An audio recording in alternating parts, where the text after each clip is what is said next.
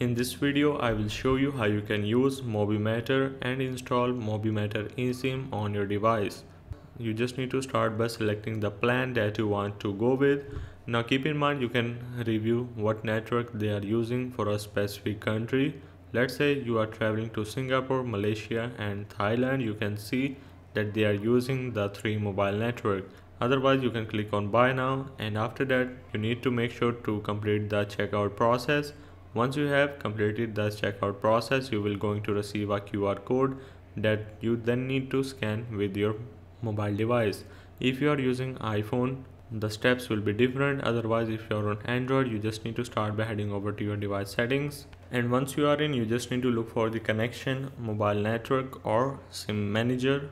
Once you are in, you just need to click on the eSIM, and then you just need to click on add eSIM, then click on next on the bottom right, and now you just need to scan the QR code that you have received from MobiMatter. After scanning the QR code, you can then tap on the download on the bottom, and this might take few minutes. Otherwise you can simply click on the 3 dots and then tap on enable.